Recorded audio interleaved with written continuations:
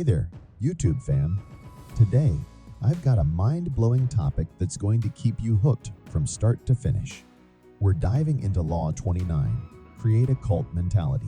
Now, before you start thinking I've gone all Kool-Aid on you, let me assure you, we're exploring the secrets to building a culture that's so strong, so engaging, it'll leave you wondering why some of the world's most successful companies are compared to cults. So, hit that subscribe button and get ready to uncover the 4 fascinating stages of company evolution and why the first 10 people you pick for your team are like the DNA of your business. You won't believe what's in store for you. Stage 1, the cult phase. In the beginning, it's all about that cult-like dedication. Imagine a group of people so passionate and committed to a cause, a mission, that they're willing to sacrifice it all to get their baby off the ground. That's the 0 to 1 phase. It's intense, it's crazy, and it's the foundation of every great company. Stage 2, the growth phase. Fast forward to the growth phase, and it's a wild ride. Your team might be overwhelmed and overworked, but they feel like they're on a rocket ship to greatness. It's a bit messy behind the scenes, but they're hanging on with excitement, terror, and hope. It's like holding onto a roller coaster, but man, it's thrilling. Stage 3, the enterprise phase. Now, things start to stabilize. Lives find balance, employee retention improves, and systems are established. It's a bit more business as usual, but the heart of the cult is still there. Stage 4, the decline phase. And then, the inevitable decline. It usually happens because of risk aversion and complacency. But here's the kicker. The most critical decision you make is picking those first 10 people who embody your culture.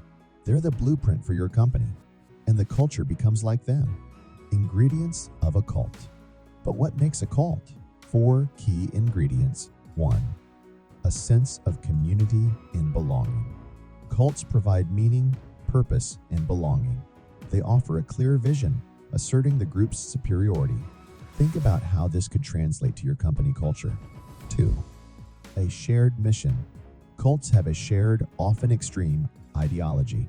In business, it's your company's mission that unites your tribe. 3. An inspirational leader. Leaders in cults are charismatic and confident. They're infallible. Your CEO or founder might not be infallible, but their charisma can draw people in. 4. ANDS UVs. Them mentality. Cults often have a clear adversary. In business, it's your competition. You're the underdogs fighting the big corporations. Building a company culture. Now, how do you create a cult-like culture without going overboard? Here are 10 steps. 1. Define your core values. 2. Integrate culture into everything. 3. Set behavior standards. 4. Establish a deeper purpose. 5. Use myths, stories, and symbols. 6. Cultivate a unique identity. 7. Celebrate achievements. 8. Foster camaraderie. 9. Encourage individuality. 10. Emphasize uniqueness. This video is packed with actionable insights. So, are you ready to build a culture that's strong, unifying, and mission-driven? Let me know in the comments below if you've ever been part of a company that felt like a cult, or if you're looking to create one. And remember, while a cult mentality is fantastic in the startup phase, it's not sustainable in the long run. You need a culture that's authentic, engaging, and focused on the mission. Thanks for tuning in, and don't forget to hit that like button and subscribe for more mind-blowing content. Stay engaged, stay curious, and I'll catch you in the next one.